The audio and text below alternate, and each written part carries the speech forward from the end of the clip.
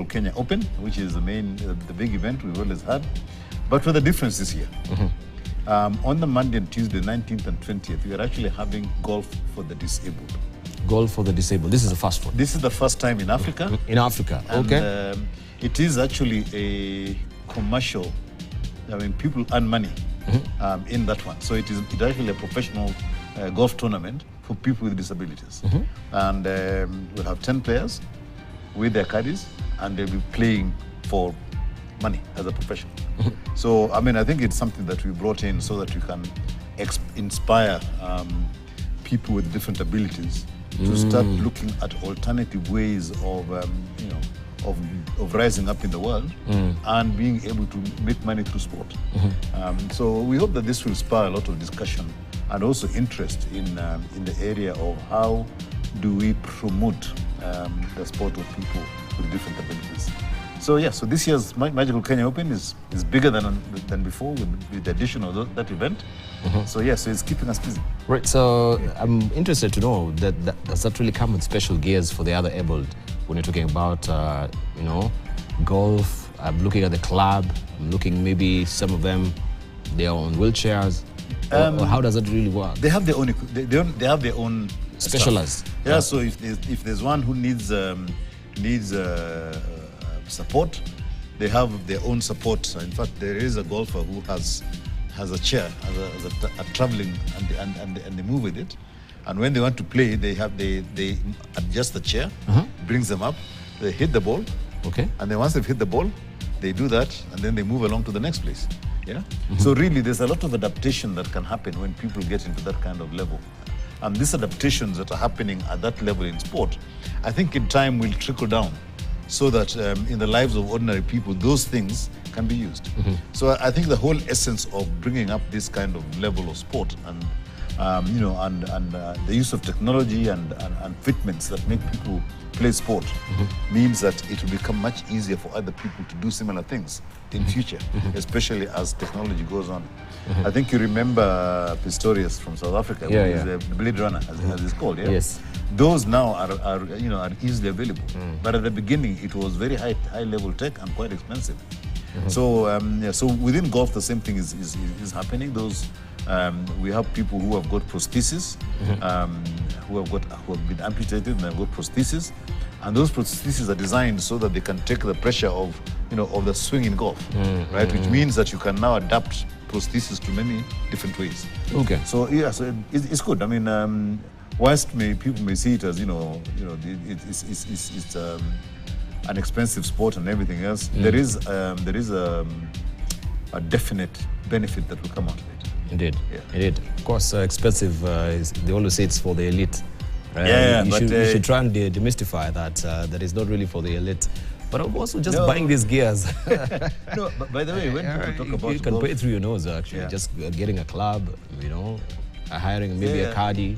It's not that expensive really. But also I think people need to understand the value of golf within the economy. The other day, in fact, we were challenged by government and said, so how much, what's the value of golf for this country? And we looked purely at the employment. When you look at the caddies who are employed, you look at the staff who are employed, and so forth. You find that if you took the 40 clubs in Kenya, they are injecting, just in those 3 areas, without the services that they acquire, they're injecting about 5 billion shillings a year into the economy. So the Patrick Obads who pay a caddy, right? We pay our fees to the club and everything else, and those fees go to employ the people. I am actually contributing to that 5 billion from where I am. So effectively, I mean that there's a kind of a micro economy around a golf club, and that puts 5 billion shillings into the economy. But we haven't included that the beers they buy, the food and vegetables, what have you, that go into that club as well. All that is also giving somebody a living somewhere. So just off the top of my head, you could actually double that amount to about 10 billion a year that the golf clubs, for the 40 golf clubs in this country, are putting into the economy. Right. Okay. That's about golf. So if you're a woman out there, the tournament is on. So if you're interested in that particular sport, and you want maybe to hone your skill as well, You can talk to Patrick, right? He can guide you on how to get started as well. Let's see how the weather will be. Whatever the weather, we will weather the weather.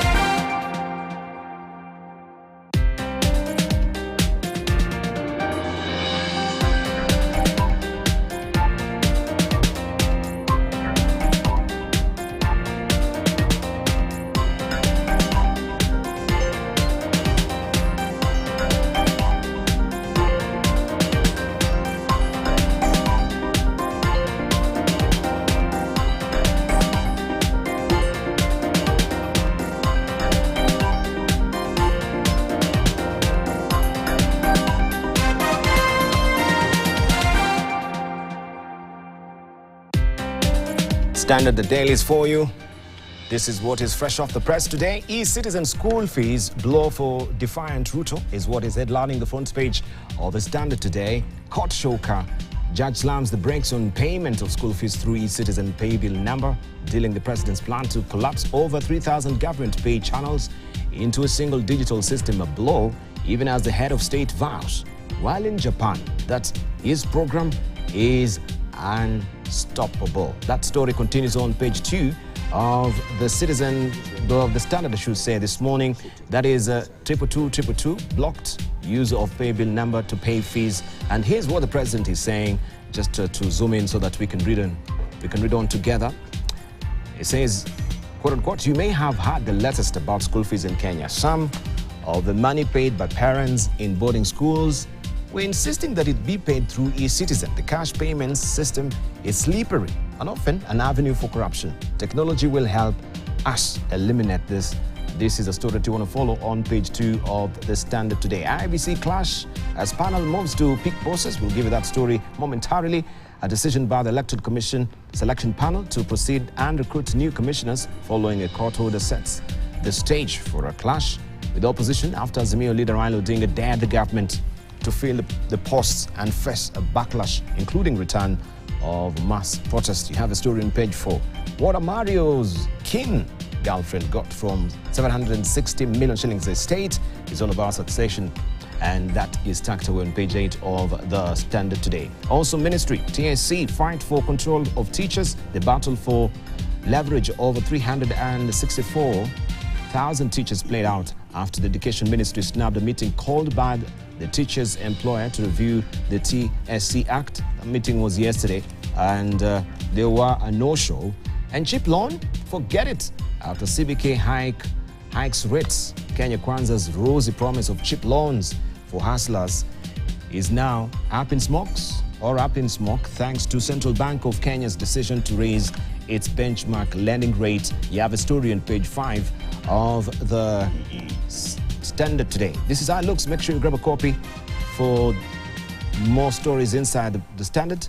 And also inside the publication today is the Real Estate Pullout magazine, How to Find Niche in Property Market. The Daily Nation states e-Citizen school fees blow is a setback there.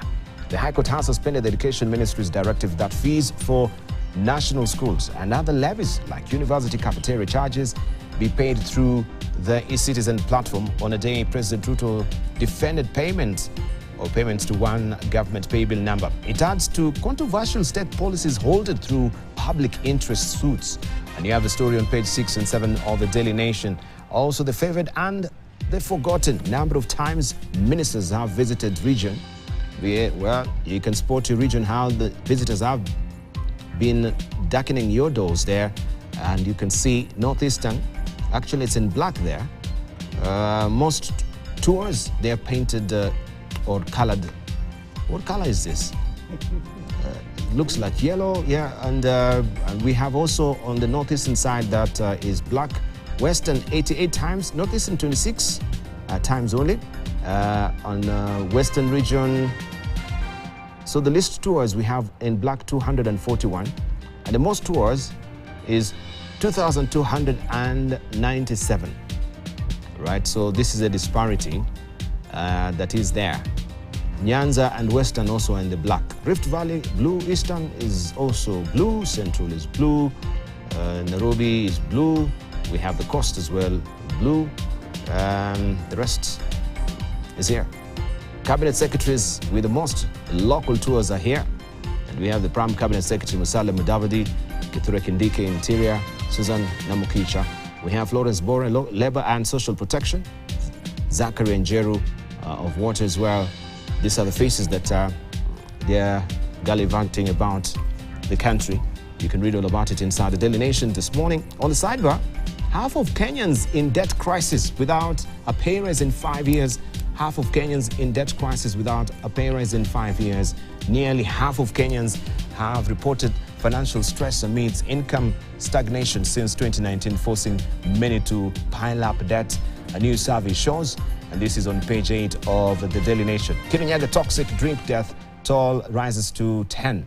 4 more people have died in Kangai village after consuming the deadly brew. Police say owner of ill-fated bar in custody. That story continues inside the Daily Nation this morning. All right, let's see what the star is holding for us. Mystery, 6 billion shillings spent in Uhuru last office days. Top officials pledged billions to buy shares in 2 banks. Auditor unable to ascertain where the money actually spent to buy shares. And you can have the story on page 4 and 5 of the Star this morning. And villagers touch illicit brew premises as death toll hits 13. And you can see, whoa, strewn there of beer bottles and how there were those buildings or the dens there were lit up by angry villagers after village, some of the 13 people who died actually after consuming alcohol at the pub in Kangai village, Kirinyaga County on Tuesday. So this is the anger that was being expressed by the citizens there. And on the sidebar, Kenya signs deal with Toyota for local plant. President Ruto yesterday witnessed the signing of the framework agreement for collaboration between Kenya and Toyota Shusho, that is Shusho Corporation in Japan. Later, he toured Toyota Motomachi factory. He shared the news on X. He said, quote unquote, I'm glad the Toyota Shusho Corporation finds the project viable. We undertake to provide sufficient incentives to multinational automotive manufacturers to set up in Kenya. He said this. You can follow the story on page 6. And KMA under fire for paying MPs millions. Auditor General Nancy Gathungu has questioned spending of about 50 million shillings at Kenya Maritime Authority, a part of which was used to entertain MPs.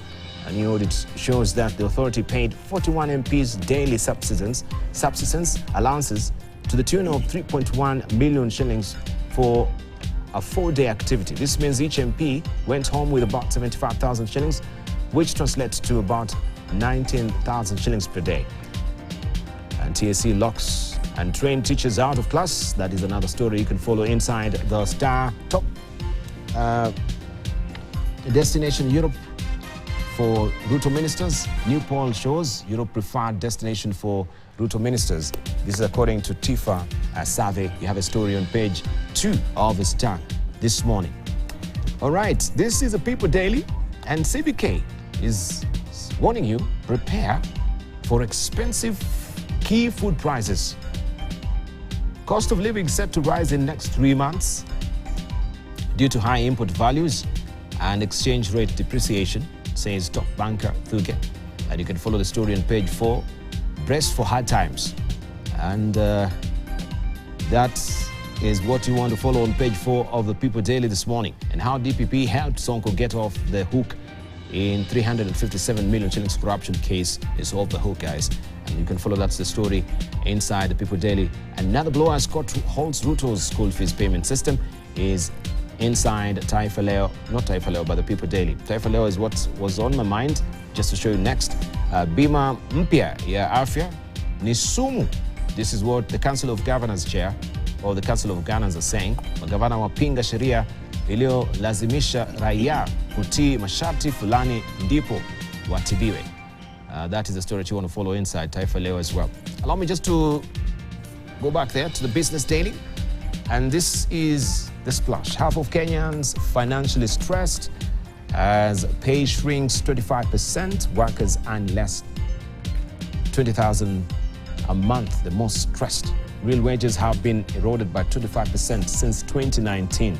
Nearly half of Kenyans are in dire financial distress amidst income stagnation and shrinking payslips since 2019 that have pushed them into a debt trap. A new survey shows.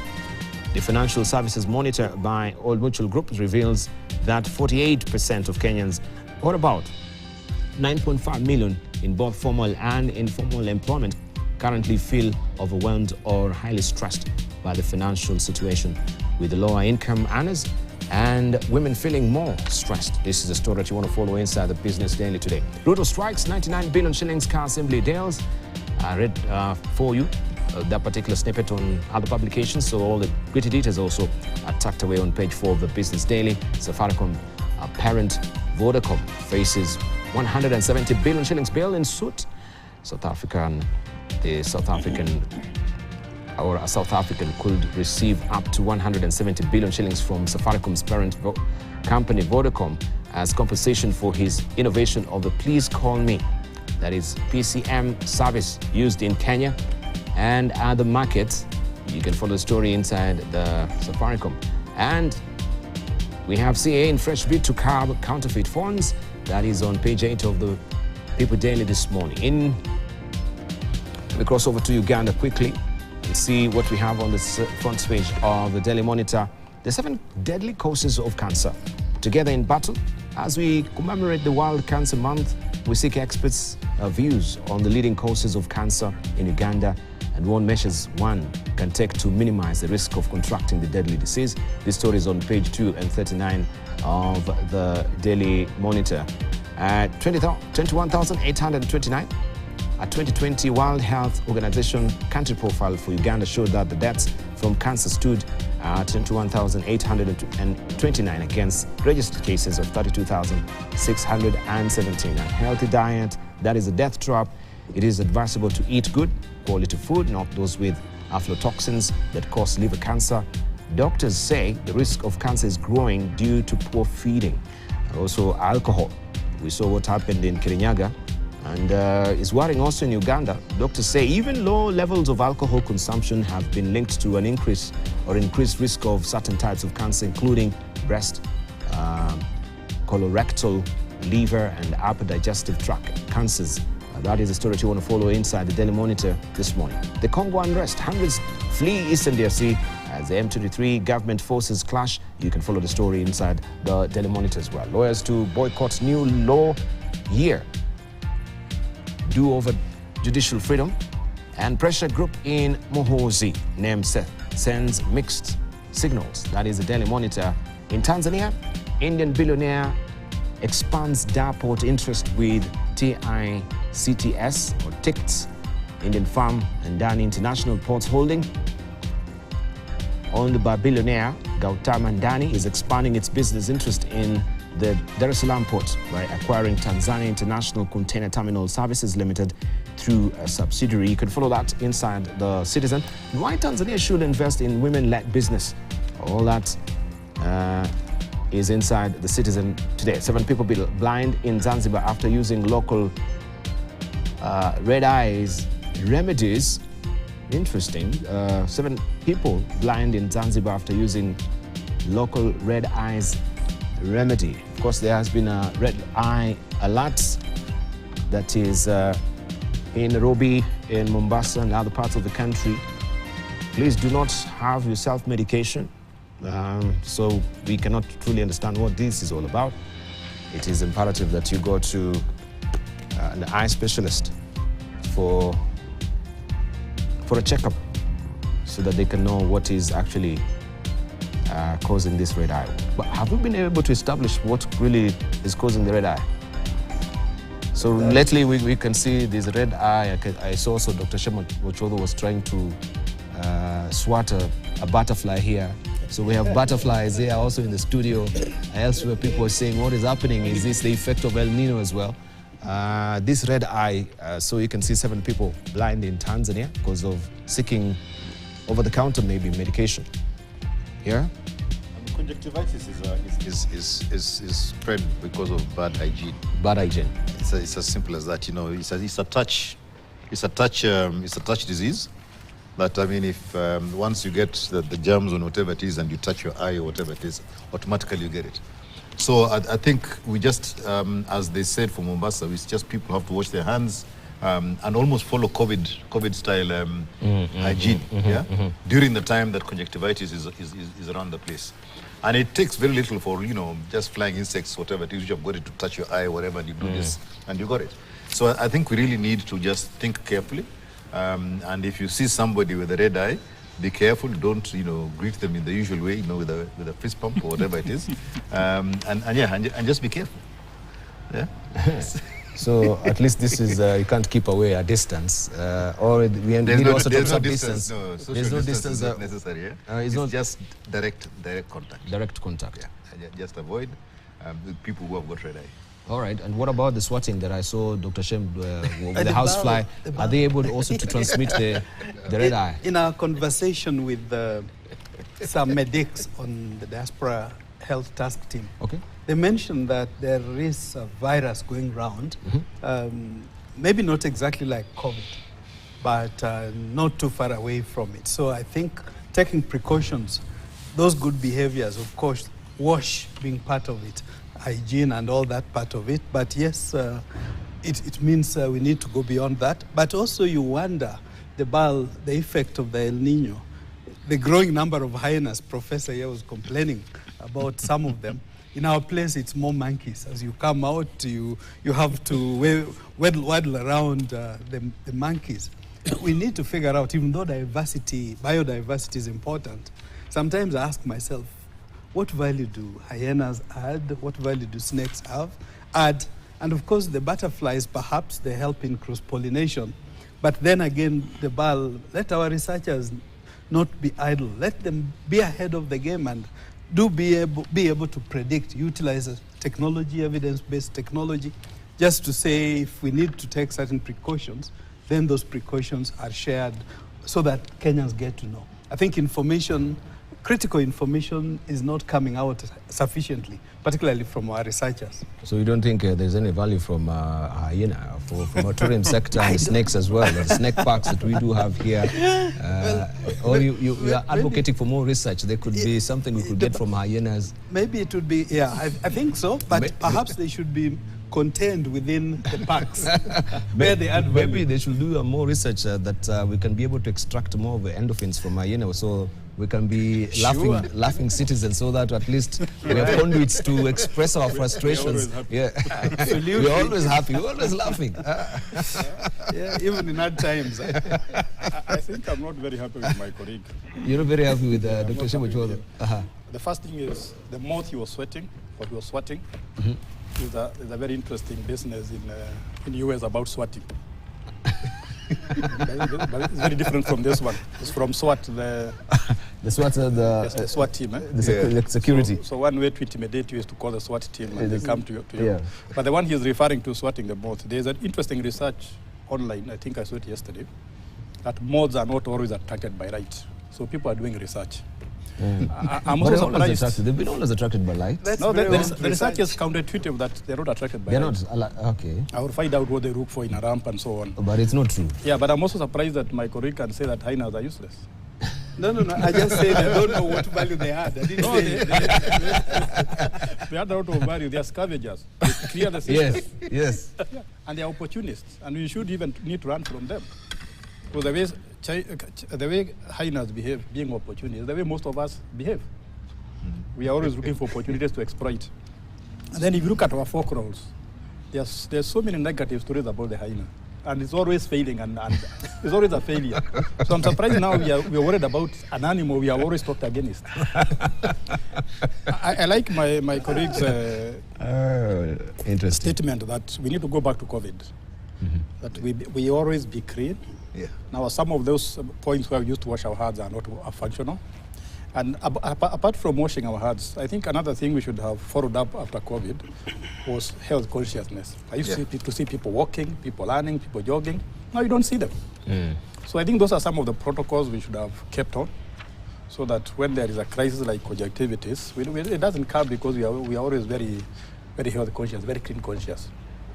And I agree with him. If you look at the conjunctivitis, if you look at the hyenas, they are all connected with El Nino. If you look at butterflies, they are also connected with El Nino. So it seems we are not very, very good at handling seasons. And that's why I'm saying we need to be more predictive. What happens to butterflies after the rain? What happens to hyenas after the rains? What happens to diseases after the rains? So I agree with you, scientists need to do more work on that. But I hope there will be more research fund available for that. Because we don't do research just by sitting down. We need money for that. Right, you need money and we need to be sufficiently funded for research. Yes. Hey, good to see you. Good morning. Thank you. Thank you for joining us. We missed you last Thursday. Yes. After You last... slept through the alarm? Yes. We feared hyenas. Last night. If you had hyenas. Last night, I put on my alarm. For many years, I have not used an alarm. I just think about what I'll do, and normally I wake up before that time. Your circadian rhythm is set. Something like that. But this time, it messed me up. I woke up at 5 minutes past 7. Very unusual, but I slept soundly that day. You had not imbibed the night before. Maybe that one also really somehow. My level of imbibing is not statistically significant. It's unlikely to be a contributor to it. But talk about things like conjunctivitis. Yes, it's a mouthful. Even me, I'm avoiding it. Yeah. And butterflies and hyenas. that means something's changing in nature. Indeed. Yeah, we just don't understand it enough. You can sometimes get approximate causes fairly accurately, but the broad environmental causes are things that I think are really work in progress. Hyenas might have been hate animals in folklore, yes, but their scavenging role is very important. Indeed. Yeah. It's the snakes that I have, some doubts about because of my own biases about snakes. But I'm sure that you can do things that will cause a significant spike in the snake population. That won't be a good thing. And if there is, then maybe the environments are being disturbed. So it's too much water around, standing water, and they try to get shelter inside houses, or that kind of thing. But it means I think we have to have a broad understanding of our environment and how it's changing. It's not an easy task. It's work in progress. It has to be continuously studied and understood in each locale and so on. So I think those in the north of the world must be envying the topics like ours, where you still have got a significant diversity in animal life, wildlife and life generally, because they have so killed most of their animal life that it's, I think that's why you get zoos in the deep winters living in air-conditioned and warmed rooms just so that they have something. I think we are well ahead. We have not appreciated the fact that our ancestors so much farther than any of these in terms of understanding the climate. So it's not by coincidence that we have our wildlife. Human wildlife conflict that is happening currently. Yes, I think that, yes, but that is it's more of a problem of human settlement. That's one. We have gotten into their way, and they're just simply pushing back a bit. And that conflict, I think, will persist. So, Dr. Shemo Chodho, the way he's complaining about the monkeys, you've gotten into the way of the monkeys wherever you yes, are. Yes, for sure. Actually, For sure. yes and no. And the ball for scavenging, I thought that's part of what vultures are very good at. They too. Vultures are part of the scavenging. Yes, Yeah, but I I think the area of natural flora and fauna, I think the South is still very blessed in that regard, and we should do all that we are able to preserve them, because we'll need them. Indeed. But I also support the point Prof is making, that we need to fund research and innovation more than we are doing. I think Kenya is spending less than 1% of the annual budget, national budget on research, particularly STEM, science, tech, engineering and maths. We need to do a little more of that. In that regard, Rwanda is way ahead among the other African countries. So yes, let's give researchers a little more money, but let researchers also not sit back late waiting to be supported. In developed parts of the world, actually most of the funding is not really from government. Much more comes from private foundations and other private enterprises, industries and all. I think one sad thing, and this has been talked about for as long as I can remember, and I've been in the field, the academic field, for a fairly long time. Industry, academic linkages. But I think it's a lot more lip service. In reality, maybe this is also an area where the researchers, the social research, science researchers can assist. What is it that can be done to make sure that there's watertight, productive, effective, sustainable linkage between universities, research, as well as industry? Right, thank you. Before we delve deeper into Sokoni, I think you were talking about innovation, and this is a big blow now to the government, as you can see there. On the front page of a Standard, on the e-citizen school fees blow for defiant Ruto, as it's being put here. It's a court shocker, and everyone was raising hesitations with this particular move before, and you've seen the president is very adamant right now that he's unstoppable. He's unabogable.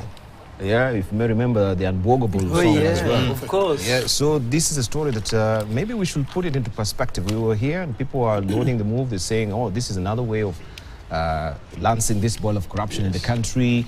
Everything should be channeled toward one particular platform. But again, questions were being raised, especially right now that we have the critical infrastructure and the cybersecurity bill that is being fronted from the Ministry of Interior, and it should be on the floor of the House as well. And we've seen also experts, the informatician is here, saying that that bill should be stopped because there has not been sufficient stakeholders input into it. There is this spate of court orders that, of these policies that are being slapped by the courts. Is this something that is really worrying regarding this policy shift and the policy making in this country in recent days? Because this should be going now over 10 that are being slapped by, if we just put the count of them. Yes, I don't know if it's a season. I think the courts have been, trying to gag a number of the initiatives, but in respect to the school fees, they may be right in a detail, but they are wrong on the broad strategy. The one area of gross exploitation is in education. Schools are charging, they come up with all manner of things. They say, well, the parents agreed, but we know the tactics in getting parents to agree. You get a few of them to raise something in a big meeting, and the others are sort of shamed into trying to object and not helping the school. Then it becomes policy. And when you pay money, the first monies go to those, I could call them illegal charges that schools put on before they put it on the school fees and so on. And they will put the kid on the road for the smallest amount. I know cases in my own constituency when I was a member of parliament where schools would charge funds to buy transport, but not receipt it. It is written on a piece of paper and stamped and so on. So when I bought a bus for one of those schools, I said the money is already collected, should be credited back to the parents. The principal boldly said, no, I have not collected any money. Lying completely to his teeth. Because all the money collected over 4 years at 4,000 shillings a student a year, new students a year, the school had about 1,600 students. Obviously went to the pockets of the principal plus whoever else must have been cooperating. I got the Ministry of Education involved, but they seemed to be part and parcel of the problem. They didn't help it. So I really think that somehow reining in on what is this that's eligible. For those who might be familiar, in terms of places where my kids went to school, for example, in the US, the costs, if the costs are going to be met by the public, they are truly met by the public. And there will truly be no other charges that will go in except fully voluntary charges by those who are willing to pay. I had my children in a boarding school, which was very expensive, but there were other parents that were also boarding horses for their children at a cost that was bigger than the school fees one. That was their choice. But here we get kids being sent home from really poor families. So for 200 shillings or 100 shillings, the kid will be home for more than a week or something like that. I really think that we must get a way in which I don't know what the objections, specific objections of the courts are. That's why I said maybe it's a tactical thing in the detail. They may also have an argument. But the broad thing is that it must be reined in. And if not this method, which other method should there be? So that what's chargeable is above front, it's known in advance, and then the parents can then prepare for it. Right. Let's hear from Patrick. I think we are trying to deflate a tire using a safety pin. A tire is tough. You can't use a safety pin to deflate it. You'll do a lot of work. The problem we are facing here is people and the integrity of people. That's the bottom line. E-citizen itself will not solve the problem. It's just a platform, right? And the platform, the e-citizen platform has got its issues. I don't think it's the right thing to do, but because by relying on one platform for everything, you are exposed. Just like we're seeing with the, with the payment system recently, which have been, failing, and then, comma stops. But for me, the key thing here is that schools have worked forever. We had school boards, and the fees were being paid. They were being accounted for properly. At least in the days I went to school, there was no issues at all about the integrity of the board and the teachers working in that place. Now, what you're seeing is that systems are not working and people are trying to make shortcuts. And then also you have the questionable integrity of the people that are put in to manage those systems. And you got this cocktail. Putting e-citizen into that place is not going to change it. I think there needs to be a major change in our culture as Kenyans. That's the bottom line. And when you see all these court cases coming through, whatever it is, challenging this, challenging that and all that, it is an expression of mistrust in the systems that we have in this country. So, I mean, even this, people are just mistrusting it. I mean, saying, how is it going to work, right? And they challenge it. And this whole issue of, public participation not having taken place is a vehicle for stopping it because people don't trust it. It's a nice and easy way of doing it. And the Constitution gave us that bit that you can say public participation has not happened and you stop something, right? That is going to die after some time. But I think the fundamental issue that we have is integrity and the fact that people are not doing what they're supposed to do. You sit on a school board in a primary school somewhere and the whole board demands allowances, that they need this and the other, and those allowances once you start them, they keep growing all the time. And yet, the essence of electing a school board locally, of local people, is that you can walk from my home to where my children are going to school, and I look after this thing. So I am doing it because I am doing it for the community in which I am living. But these days, that is not the case. So when that happens, you begin to now create expectations and people are trying to extract money from that same system. So fine, e-citizen is a great idea and all the rest of it, but I think it is not going to be the answer to the problem of managing money that is supposed to go to schools. Yes, collection is fine. Yeah, but even that, when you say it has to be paid by e-citizen, people will find another class that is not on e-citizen and they say, no, don't pay this one, pay something else. And the money will continue being used outside. So e-citizen, yes, it's a great platform, but I don't think it is addressing the fundamental issue of integrity and the integrity of processes as well. Could we also look at the potential risk of channeling all these resources into one platform? And this one platform, I've raised the question that is predicated or it is being supported by one firm. What are the dangers inherent in actually us also putting all our resources of a country to one particular, paying platform, and also giving sort of business to one also particular company at the end of the day? I think if I can respond, Bal, one of the fundamentals of a market system is competition. So whether you're offering services to the government or to anybody, there should be competition. So on that, I agree with you that we should not put all eggs in one basket. Number two, and I think this is the issue my colleague has raised, integrity. One of the reasons why people are fearing e-citizen payment of school fees through e-citizen is, one, they're asking, when that money goes to the government, where will it go? Am I sure that if I have something to buy for my school, I will be able to get back that money? Because it's like a diode, one way.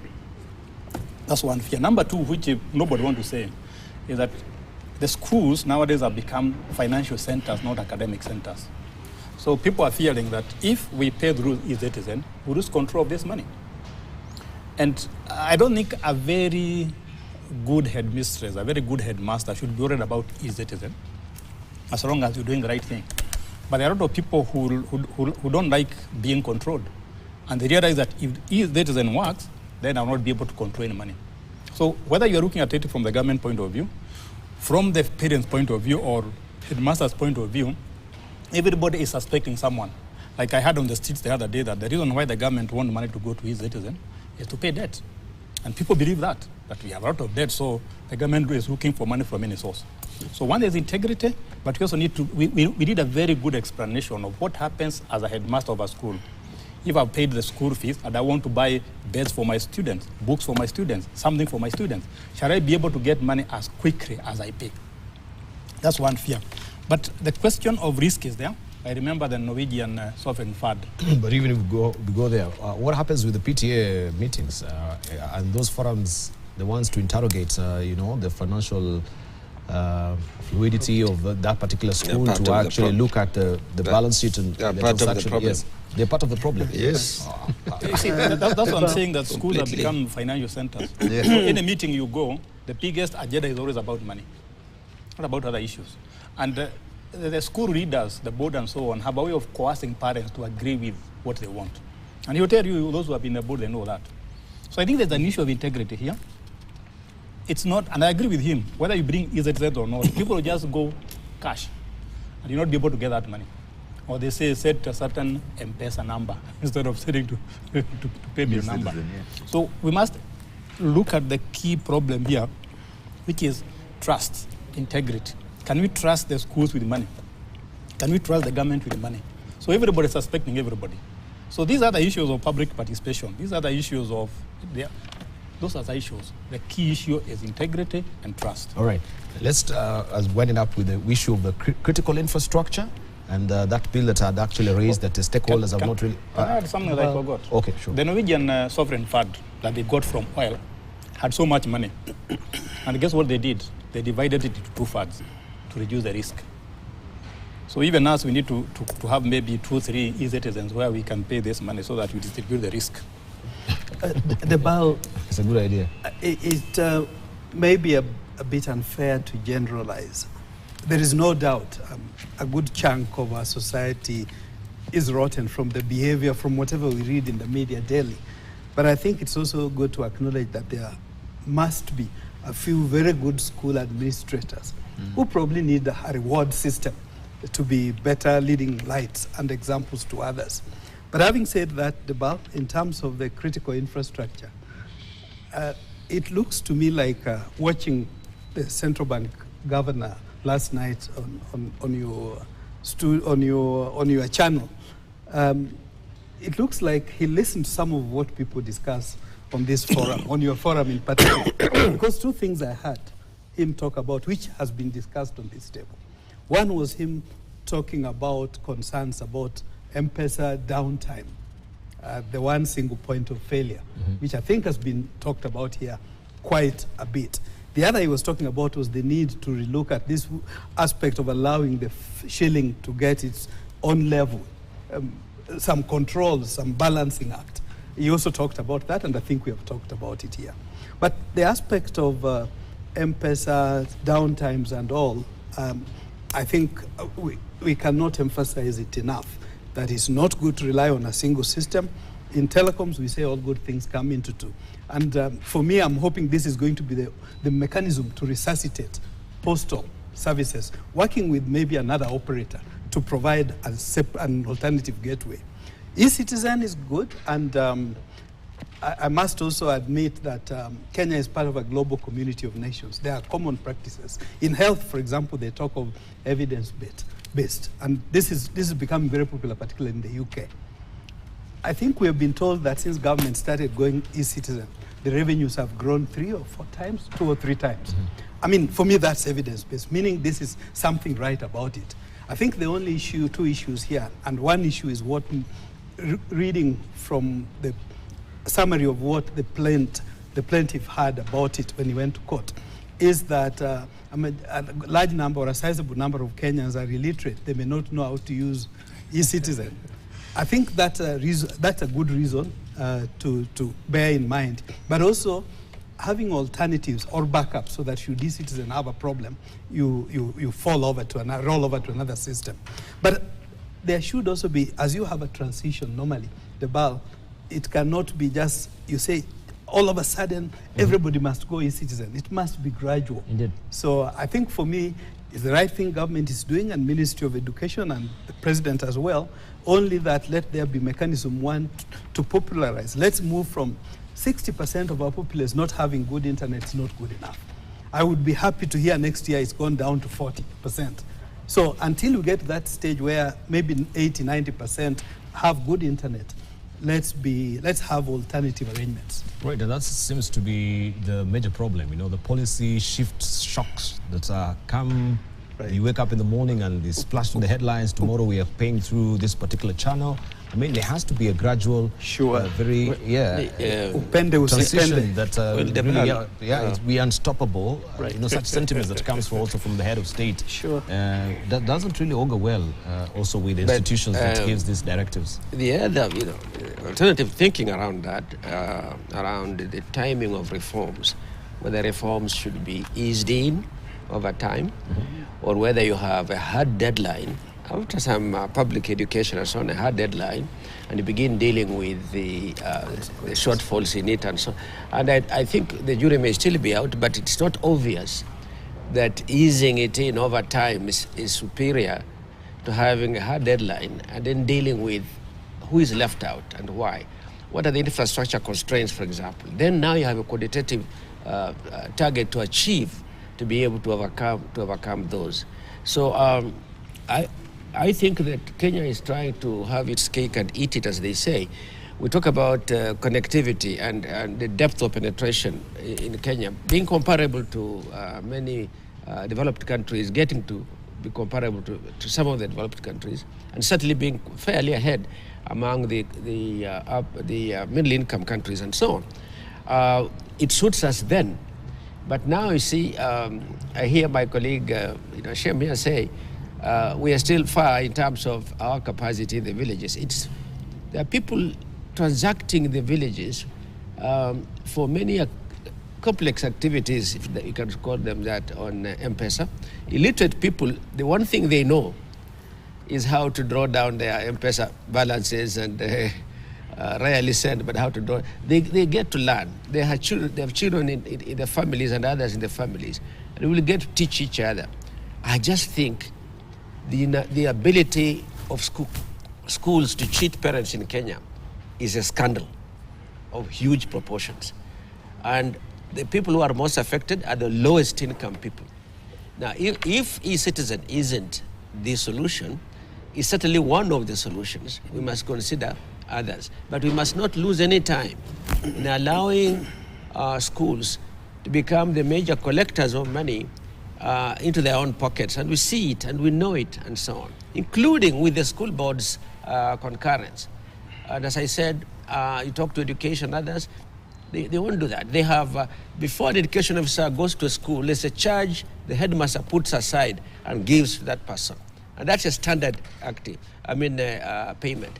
And so when you go complaining about this teacher that, or that headmaster that, or this school board that, there's nobody really to listen to it. I really think we need to crack the whip. But just how, we should be flexible and see which ones are shortcomings and try that. But we must do it, in my view. Right. I think it's 7 o'clock on the nose. It's time to take a short break right now. When we circle back, of course, we shall be discussing what you can see on the front page of the Business Daily. I'll run you about that particular story. Half of Kenyans financially stressed as pay shrinks 25%. Workers earning less than 20,000 a month, the most stressed, it says. Real wages have been eroded by 25% since 2019. We have the new rates after the Monetary Policy Committee met, and now it stands at 13%. What does that really portend also for the borrowers? And also looking at the People Daily. Prepare for expensive key food prices. Warning, cost of living set to rise in next 3 months due to high import values and exchange rate depreciation, says top banker. That is, of course, the governor of Central Bank. And that story is tucked away on page 4. Also, I need just to highlight something that hustlers, they are to pay. I don't know, you'll just make us understand this also, our panelists. Hustlers are to pay 3,000 shillings rent daily for city roadside structures. This is how the hustlers, 3,000 dailies for city road structures. What does that mean? Maybe just read an excerpt of what they've written here. Oops, it's just jumped to the next page. Let me try and retrieve that so that we can read it together briefly to give you an indication or an inkling of what it's actually highlighting so that you not panic.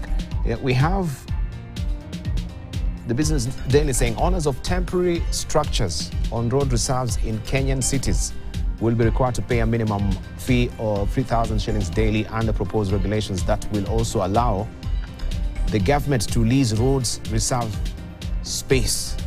And Kenyans will also be expected to pay a one-off fee of 50,000 shillings to be allowed to direct storm water into public road drainages. The engineer will tell us what is this storm water. I've never heard of storm water. Forgive my deficiency of knowledge in this and ignorance, but Engineer Patrick Ubathu will inform us more on this. What does that mean? Do we have, the furniture artisans here along Gong Road